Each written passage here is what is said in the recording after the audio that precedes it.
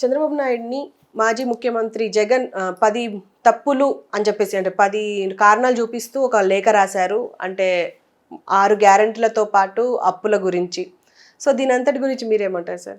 యాక్చువల్గా ఒక మంచి ఛానల్ పెట్టుకుని సాక్షి లాంటిది, తర్వాత ఏమో గవర్నమెంట్ చేతిలో పెట్టుకుని మోడీ గారిని కూడా ఆల్మోస్ట్ కన్విన్సింగ్లో పెట్టుకుని ఉన్న జగన్ లాస్ట్లో ఎందుకు ఫెయిల్ అయ్యాడు అనేది నాకైతే అర్థం అవ్వట్లేదు. ఎలా ఫెయిల్ అయ్యాడంటే వీళ్ళు వెళ్ళి వాళ్ళలో కలిసిపోవటం, ఇన్ని జరగడానికి కారణభూతులు అవ్వడానికి కారణం ఏంటంటే అతని యొక్క పర్సనల్ చేసిన అన్యాయాలు కొన్ని ఉన్నాయి. దానివల్ల అది వీళ్ళు అడ్వాంటేజ్ తీసుకుని ఓ పక్కన పవన్ కళ్యాణ్ వాళ్ళు ఎప్పుడు కూడా మేము వస్తే ఎలా పరిపాలిస్తా అని చెప్పేవారు కాదు. ఇతను దుర్మార్గుడు, అతను పోవాలి, అందరు ఓట్లు అపోజిషన్ ఓట్లు అందరూ ఒకటి అయిపోయి అతను ఓడించాలి అనేదే చెప్పేవాడు. నేను ఎలా చేస్తాను ఎక్కడ చెప్పడం. అది బోత్ అతను ఎవరో మన పవన్ కళ్యాణ్ అలాగే చేశాడు. ఈయనైతే ఆయనకున్న అనుభవాన్ని కాపులు కూడా కలిసిపోదాం అని చెప్పేసి చిన్న నాటకం ఆడి అతనికి అరచేతిలో స్వర్గం చూపించి పవన్ కళ్యాణ్ ద్వారా జైల్లోంచి బయటకు వచ్చిన తర్వాత మోడీ గారు అసలు ఇతని దగ్గర రానివాడు. అటువంటిది తెలుగుదేశాన్ని కలిపాడు బీజేపీలో. వాళ్ళకి కూడా ఒక ఓపెనింగ్ ఉంటుందని చెప్పేసి మొత్తం ఇన్ని జరిగినాయి. నేను మళ్ళీ చెప్పేస్తాను. ఇప్పుడు ఎక్కడ మెజరబుల్గా ఫెయిల్ అయింది జగన్ ఫెయిల్ అయ్యాడు.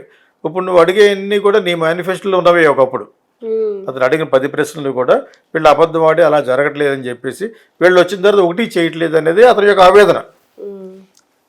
అవి నాకు చదివితే నాకు అర్థమైంది ఏంటంటే ఇప్పుడు నువ్వు చదివినప్పుడు అతను 10 డిమాండ్స్, నువ్వు చేస్తున్న 10 తప్పులు, శిశుపాలుడు 100 తప్పులు చేస్తున్నట్టు కృష్ణ పరమాత్ముడు ఇది విష్ణు చక్రవర్తి చంపేస్తాడు శిశుపాలుడిని 100 తప్పులు, అలాగా 10 తప్పులు చెప్పాడు. ఈ 10 తప్పులు నీలో ఉన్న నువ్వు చేస్తానన్న పాయింట్లే. ఆరోగ్యశ్రీ అనేది వాళ్ళ ఫాదర్ పెట్టింది, దాన్ని ఎవడో డినై చేయలేడు.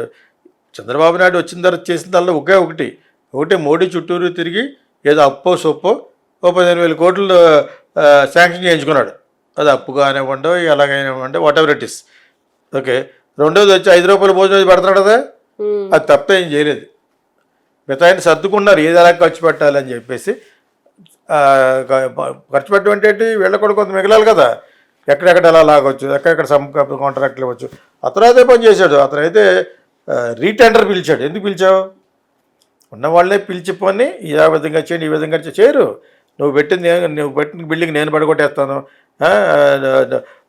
నేను కట్టిన బిల్డింగ్ నువ్వు పడగొట్టే అనే టైపులో ఉన్నారు వాళ్ళు. ఇంక రాష్ట్రం కోసం చేసేవాడు జగన్ కాదు కదా, చంద్రబాబు నాయుడు కాదు కదా, ఎవరో చేయరు. ఏదో కొంచెమో గొప్ప చేసింది వైఎస్ రాజశేఖర రెడ్డి. ఆరోగ్యశ్రీని పట్టుకొచ్చిన మూలంగా ఈ రోజున నీకు హాస్పిటల్కి వెళ్ళగలుగుతున్నావు. అది ఎక్కడ కంటిన్యూ చేస్తున్నారు, అది ఇక్కడ కూడా కంటిన్యూ చేస్తారు. చేత పుట్టగతులు లేకుండా పోతాడు. ఎవరు కేసీఆర్ పోతాడు, వాడు పోతాడు. అదే సంథింగ్ టు డూ. ఆరోగ్యమే మహాభాగ్యం కాబట్టి అతను బీయింగ్ ఏ డాక్టర్ అతను తెచ్చిన మహా గొప్ప ప్రాజెక్టుల్లో YS Rajasekhara Reddy better CM than all these people. ఇప్పుడు నువ్వు ఎంత గట్టిగా అరిచినా కూడా ఈ 5 ప్రోగ్రామ్ 5 వాగ్దానాల గురించి మాట్లాడినా, చేయట్లేదని మాట్లాడినా, ఏం చేసినా కూడా అది చల్లదు. ఇప్పుడు నంబరు అటు పెద్ద మిగతా ఎల్లో మీడియా ఎవరో నీ గురించి చెప్పరు. జగన్ ఇలాగన్నాడు ఏదో చిన్న వార్త పెడతాడు. ఆ వేటు అనేదో ఉంది కదా, అదే 2-3 హంట్ అని వాటి డైలీ హంట్ అని అట్లు పెడతారు అంతే. నువ్వు అన్నది మీ సాక్షులు వచ్చింది రాస్తారు. వీళ్ళు ఎవ్వరు రాయరు, వీళ్ళు ఎవరు చెప్పరు. నీకు అర్థమైంది ఇప్పుడు. సో ఆ పొజిషన్లో నువ్వు తెచ్చుకున్నావు. నువ్వు స్వయం కృతాపరాధం వల్ల నీ బిల్డింగ్లు, నీ ప్యాలెస్లు అవి ఇవి కట్టుకుని నువ్వు దెబ్బతినేసావు. ఈ క్రిస్టియన్ పాలన వచ్చి తిరుపతిలో పెట్టడం ఇది ఎలా పెడతావు నువ్వు తిరుపతిలోను? ఆ చైర్మన్ అన్న అతను కూడా నా ఫ్యానే, అయినా కూడా ఎందుకు చెప్తున్నాను అట్లా. అతను కూడా క్రిస్టియన్ అనే విన్నాను, కరుణాకర్ రెడ్డి. నేను విన్నది సుమా. అక్కడ ఉండేవాళ్ళు సగం మంది 90% కమ్మాసి ఉంటారు. అందుకనే అంతకుముందు ఐఏఎస్ ఆఫీసర్ వెళ్ళిపోయాడు, వాకౌట్ అయిపోయాడు. దాని మీద భక్తి లేదు అతనికి. భక్తి లేకపోయినా పర్లేదు కానీ హిందూయిజం దెబ్బ కొట్టకూడదు. ఎవరైనా హిందూ ఇస్తారు. మోడీ గారు చేసిన పనుల్లో డైరెక్ట్గా చేస్తున్నాడు, డైరెక్ట్గా రిలీజన్ దెబ్బ కొడుతున్నాడని ముస్లిమ్స్ కొంచెం అప్పుడప్పుడు మనం అంటున్నాం తప్పితే is only correct.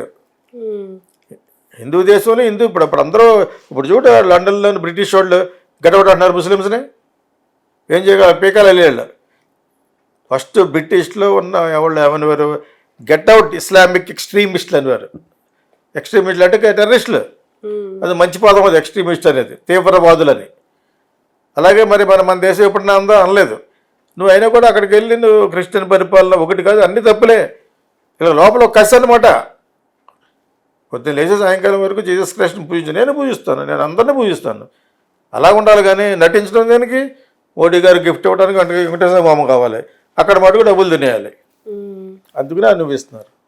That is అది ఆ పని ఇతను చేసినా కూడా అనిపిస్తాడు. చంద్రబాబు నాయుడు ఆల్రెడీ అనిపించాడు, ఆల్రెడీ అయిపోయింది, వయసు అంతా అయిపోయింది. Chandrababu Naidu chapter is closed. ఇప్పుడు చేసేది మంచి చేస్తే వాళ్ళ అబ్బాయికి వాళ్ళ కోడలకి ఫౌండేషన్ వేసి వెళ్తాడు. అదే కదా ఇందాక అనుకున్నాం. ఆ అమ్మాయిని వచ్చి వర్కింగ్ ప్రెసిడెంట్, అతను వచ్చి నెక్స్ట్ సీఎం చేస్తాడికి ఫౌండేషన్ వేసి వెళ్ళిపోతాడు. అర్థమైందా? దట్ ఈస్ వాట్ నాకు తెలిసింది. అదే జరుగుద్ది. నేను సెపరేట్గా ఊడిపడలేదు. ఇతను సెపరేట్గా ఊడిపడినట్టు ఎందుకు పిక్చర్ వచ్చింది? Because you have become very bad. నువ్వు అందరు ఎమ్మెల్యేని మార్చడంలో నీ అంతరార్థం ఏంటిది? What kind of strategy? అంటే నీ పేరు మీద గెలవాలంటే అంతలేదు సీన్ నీకు. ఏదో ఒకసారి గెలిచావు, మీ ఫాదర్ పోయిన సానుభూతి కోసం వెళ్ళి గెలిచావు తప్పితే దాన్ని నువ్వు ఉపయోగించుకోలేకపోయావు. ఇప్పుడు బాధపడి చేతులు కాలిన తర్వాత ఆకులు పట్టుకుంటూ ఇప్పుడు బాధపరచుకోటి. ప్లస్ నువ్వు పరిపాలన కాదు, సంపాదించుకుంటారా అన్నాడు అంతేనే. అంటే ఎంత హేళన స్టేట్ అంటేనే. అది నీకున్నా అంతే, లేకపోతే ప్రైమ్ మినిస్టర్ కొన్న అడిగే టైం వస్తే అప్పుడు వస్తుంది సివిల్ వార్. ఇలాంటి వాళ్ళు ఇలాగ ఇప్పుడు చంద్రబాబు నాయుడు చేసినా కూడా అతని మీద వస్తుంది. సివిల్ వార్ రావడానికి ఎంతో సమయం పట్టదు.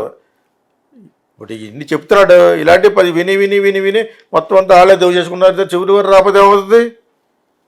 రావాలని కోరుకోం, బట్ వస్తుంది. ఇలా ఇలా ఇలా ఇటువంటి పనులు చేస్తుంటాను. ప్రజలు హట్ అవుతాడు. నిరుద్యోగ సమస్య అని చెప్పేసి ఇక్కడ రేవంత్ రెడ్డి పడి లేపారు. అందులో ఏదో విధంగా తేల్చలేదనుకో తేడా వచ్చేస్తుంది. ఇక్కడ ఎవడో అతిథులు కాదు ఇక్కడ. బట్ ప్రజలకి అవేర్నెస్ ఎందుకు ఎక్కువైపోయింది? మనలాంటి యూట్యూబ్ ఛానల్స్, సోషల్ అవేర్నెస్ పెరిగిందా? చాలా చాలా విషయాలు తెలుస్తున్నాయి కదా. అదే సోషల్ మీడియా అంటేనే. అంచేత మీరు ఏదో దోచేసుకుని ఏదో చేసేసి మాత్రాన జగన్ ఇచ్చిన లెటర్లు బయటికి రానివ్వకుండా చేసిన ఇవన్నీ వర్కౌట్ అవ్వు. Everything will be exposed, everything will be explore to the people. You will make them to know all these things. అటు అలాగే వస్తుంది. ఇప్పుడు బంగ్లాదేశ్ ఈవిడ హసీనా ఇక్కడ వచ్చిన తర్వాత కూడా ఇంకా జరుగుతుంది. అక్కడ ఆవిడ ప్రైమ్ మినిస్టర్ పారిపోయి వచ్చేసింది ఇక్కడికి. వచ్చినా కూడా ఈవిడ చేసిన అగత్యాలు చాలా ఉన్నాయి. ఒక 10 సంవత్సరాలు లేలి వాళ్ళ ఫాదర్ చాలా బాగా చేశాడు, ముజిబుర్ రెహమాన్. ఆయన విగ్రహాలనే పడగొట్టేసి అంతటి క్రూరత్వంలోకి ఎందుకు వెళ్ళారు సివిల్ వారు? ఆవిడ ఇక్కడ వచ్చేసిన తర్వాత కూడా ఇంకా ఆగలేదు అక్కడ. So this is what happening. అంచేత చంద్రబాబు నాయుడు చేస్తున్నాడా లేదా అనేది త్వరలో తెలుస్తుంది. ప్రజలు ఎప్పుడైతే తిరగబడ్డారో చేయాలి. దానికి కూడా విరుగుడు ఆలోచించే చాణక్య మనసు ఉన్నా కూడా ఇక్కడి నుంచి వర్కౌట్ అవ్వదు. నువ్వు చేసే తప్పు నువ్వు అనిపిస్తున్నావు. జగన్ గురించి చెప్తున్నాను. At the same time Chandrababu Naidu కూడా అది అప్లై అవుతుంది. నువ్వు నీ ఫ్యామిలీ నీ యొక్క సంపాదన చేసుకుంటూ ఇక్కడ నేను సంపాదన సృష్టిస్తాను అన్నవాడు సృష్టించి చూపించలేదు. ఎలా సంపాదిస్తాడు? అతను రియల్ ఎస్టేట్ అమ్ముకొని అతను సంపాదించుకుంటాడు. సంపాదన స్టేట్కి సృష్టించడు.